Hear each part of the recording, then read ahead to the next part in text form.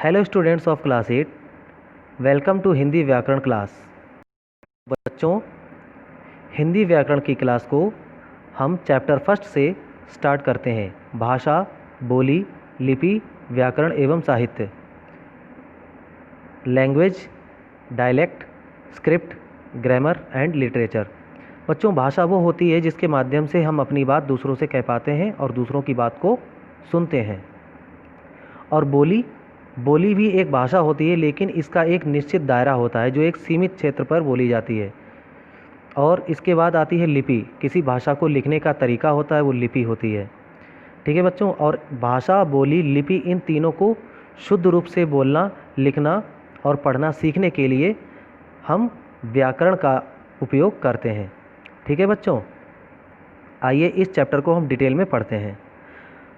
मनुष्य एक सामाजिक प्राणी है, इसीलिए उसका संपर्क समाज के अन्य लोगों से होता है। उन तक अपने भावों एवं विचारों को पहुंचाने के लिए उसे भाषा की आवश्यकता पड़ती है। भाषा शब्द की उत्पत्ति संस्कृत की भाष धातु से हुई है, जिसका अर्थ होता है स्पष्ट वाणी। यह वाणी का वरदान ईश्वर ने केवल मनुष्य को ही दिया है, जो उसे अन्य जीवों से विशिष्ट बनाता है।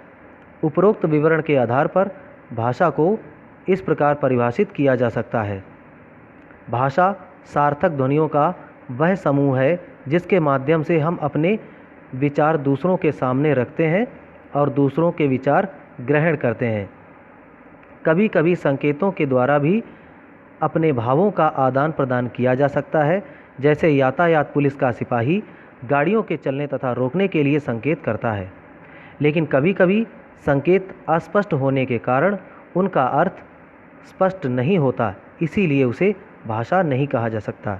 तो बच्चों, सबसे पहले हम समझते हैं भाषा क्या कहा गया। इस भाषा के बारे में, भाषा सार्थक ध्वनियों का समूह है। सार्थक का मतलब जिनका कोई अर्थ निकलता हो। ऐसा नहीं कि कोई भी ध्वनियाँ हो, किसी भी तरह की आवाज़ें हों, उनको हम भाषा कह दें। भाषा उन सार्थक ध्वनियों का समूह है जिनका कोई मतलब होता है। ठीक है बच्चों, तो उसी को हम भाषा कहते हैं और इसी के जरिए हम अपनी बात दूसरों से कहते हैं, दूसरों की बातों को सुनते हैं। तो सांकेतिक भाषा के बारे में क्या कहा गया।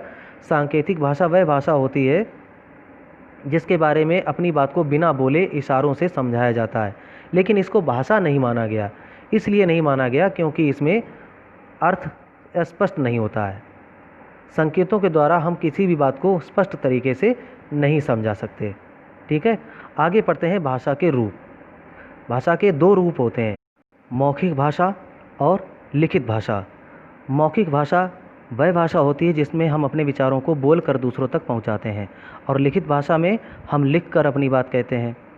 अपने विचार बोलकर प्रकट करना और सुनकर ग्रहण करना भाषा का मौखिक रूप कहलाता है। यही भाषा का मूल रूप है। मूल रूप मतलब जो शुरुआत की भाषा है वो मौखिक भाषा ही है। सबसे पहले इंसान ने बोलना ही सीखा था, इसीलिए इसको भाषा का मूल रूप कहते हैं। इसे सीखने के लिए प्रयास नहीं करना पड़ता। आप जानते हैं, बच्चा जब स्कूल नहीं जाता है तब भी वह बोलना सीख जाता है। बिना स्कूल जाए, बिना सिखाए वो बोलना सीख लेता है, लेकिन लिखित भाषा को सीखना पड़ता है। तो इस भाषा का सबसे अधिक प्रयोग होता है भाषण, वाद विवाद, कहानी सुनाना, कविता पाठ, समाचार वाचन, संवाद बोलना आदि भाषा के मौखिक रूप हैं। यह भाषा का अस्थायी रूप कहलाता है। अस्थायी रूप का मतलब ये अस्थायी होती है। हम जो कुछ भी बोलते हैं वो तुरंत के लिए होता है, उसी समय के लिए। जिससे जो कुछ बोला वो उसी समय के लिए बोला, और उसके बाद में वो आगे उसका कोई मूल्य नहीं रह जाता है। लेकिन लिखित भाषा में क्या होता है, लिखित भाषा में हम कुछ लिख कर रखते हैं तो वो लंबे समय तक सुरक्षित रहता है। लिखित भाषा का जन्म मौखिक भाषा के उपरांत हुआ है। यह भाषा का स्थायी रूप कहलाता है। इसे भविष्य के लिए सुरक्षित रखा जा सकता है। यह ज्ञान के संचय का साधन है। निबंध लेखन, अनुच्छेद लेखन, कविता कहानी लेखन, पत्र लेखन, संस्मरण तथा लेख आदि लिखित भाषा के रूप कहलाते हैं। बच्चों, आप जो अपनी पुस्तक पढ़ रहे हो ये लिखित भाषा का ही रूप है, जिसकी वजह से आपको ये ज्ञान मिल रहा है। भाषा के कुछ अन्य रूप। मातृभाषा।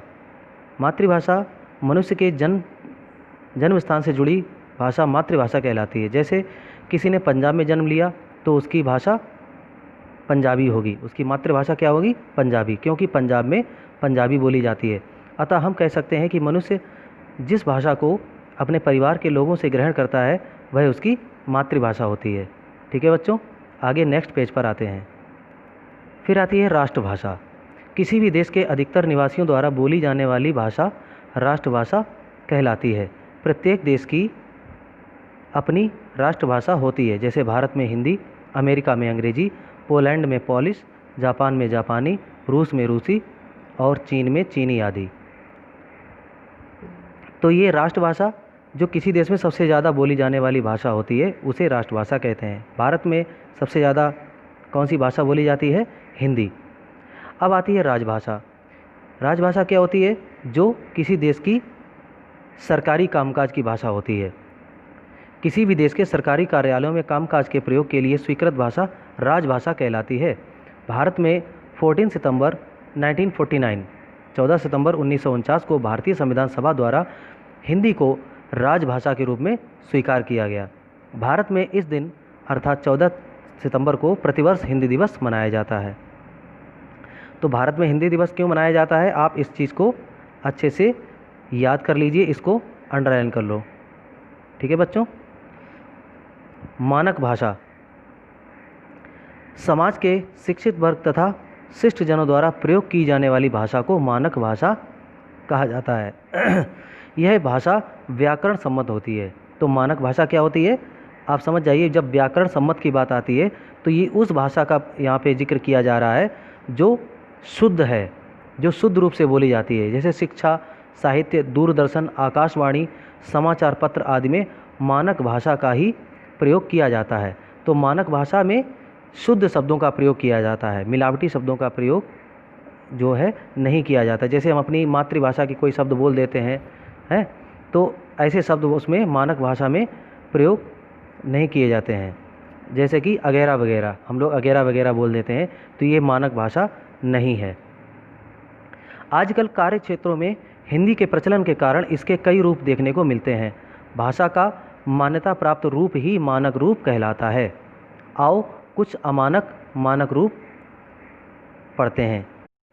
बच्चों, यहाँ पे एक सारणी दी गई है जिसमें मानक रूप और अमानक रूप दिए गए हैं। तो एक लिस्ट दी गई है जिसमें एक तरफ मानक रूप है और दूसरी तरफ उसका, एक तरफ अमानक रूप और दूसरी तरफ उसका मानक रूप। ये जो रूप हैं ये अमानक हैं और ये मानक रूप हैं, यानी कि ये शुद्ध हैं और ये अशुद्ध हैं। तो जैसे यहाँ पे ये शुद्ध लिखा है, शुद्ध अमानक रूप में ऐसे लिखा जाता है और मानक रूप इसका ये है। ऐसे ही अमानक रूप में ये खा ऐसे लिखते हैं, हम लोग रा और वा बना देते हैं और खा मान लेते हैं, जबकि शुद्ध तरीके से खा ऐसे लिखा जाता है। ठीक है। ऐसे ही अमानक रूप में आता है ये झा, ये वाला झा, लेकिन अब ये झा ये शुद्ध होता है। ऐसे ही संत और संत, संबंध संबंध, इन चीज़ों को आप घर पे एक बार रीड कर लीजिएगा, कौन से अमानक होते हैं कौन से मानक होते हैं। तो जो मानक रूप हैं वो व्याकरण की दृष्टि से बिल्कुल सही होते हैं। भारत के संविधान में 22 भाषाओं को मान्यता दी गई है। तो ये जो 22 भाषाएं कौन कौन सी हैं ये आपकी बुक में दी गई हैं, इनको आप एक बार रीड कर लेना है, इनको आप पढ़ेंगे। ठीक है, आगे बढ़ते हैं। हिंदी भाषा की विशेषताएं। हिंदी पूर्णतया वैज्ञानिक भाषा है और बोलने लिखने में जो समान है, जैसा हम हिंदी में बोलते हैं वैसा ही लिखते हैं। हिंदी भारत की सर्वाधिक बोली जाने वाली तथा लोकप्रिय भाषा है। लिपि, चिन्हों के नाम व ध्वनियों में कोई अंतर नहीं है। जैसे रोमन अक्षर बी की ध्वनि बा है, परंतु हिंदी में अक्षर आ की ध्वनि भी आ होती है, का की ध्वनि का होती है, खा की ध्वनि खा होती है। लेकिन रोमन अक्षरों में क्या होता है? वाई को या बोला जाता है, ओ से ओ बनता है, लेकिन ओ यानी वन लिखते हैं तो ओ वाह बन जाता है। तो इस तरह से इसमें अंग्रेजी जो है इसमें कोई वैज्ञानिकता नहीं है, लेकिन हिंदी पूरी तरीके से वैज्ञानिक भाषा है। इसके साथ ही हिंदी फिजी देश की राजभाषा भी है तथा ये मॉरिशस, त्रिनिदाद और टोबैगो, सूरीनाम, मलेशिया आदि में भी मुख्य रूप से बोली जाती है। हिंदी भारत की राष्ट्रभाषा, राजभाषा तथा संपर्क भाषा है। तो ये राष्ट्रभाषा, राजभाषा और संपर्क भाषा में क्या अंतर है? राष्ट्रभाषा उसे कहते हैं जो सबसे ज़्यादा बोली जाती है, तो इसलिए इसको राष्ट्रभाषा कहते हैं। राजभाषा इसलिए कहते हैं कि ये भारत की सरकारी कामकाज की भाषा है, सरकारी दफ्तरों में इसको कामकाज में यूज़ किया जाता है, इसलिए इसको राजभाषा कहते हैं। तथा ये संपर्क भाषा है, एक दूसरे से संपर्क करने के लिए हिंदी का सबसे ज़्यादा उपयोग होता है। ठीक है बच्चों, आगे नेक्स्ट पेज पर आते हैं। तो ये हिंदी भाषा है भारत में 18 करोड़ निवासियों की मातृभाषा तथा 30 करोड़ लोगों की संपर्क भाषा है। तो 18 करोड़ निवासियों की मातृभाषा क्या हुआ कि जो बचपन से ही ये हिंदी बोलते हैं, ऐसे लोग कितने हैं? 18 करोड़, जिन्होंने इसी मातृभाषा को बचपन से ही सीखा है। और 30 करोड़ लोगों की संपर्क भाषा है। 30 करोड़ लोग ऐसे हैं जो आपस में एक दूसरे से बात करते हुए हिंदी बोलते हैं, एक दूसरे से संपर्क करने के लिए हिंदी का प्रयोग करते हैं। उत्तर प्रदेश, हिमाचल प्रदेश, उत्तराखंड, हरियाणा, दिल्ली, मध्य प्रदेश, छत्तीसगढ़, बिहार तथा झारखंड मुख्य हिंदी भाषा के प्रदेश हैं। भारत में सर्वाधिक पत्र पत्रिकाएं और पाठक हिंदी भाषा के ही हैं।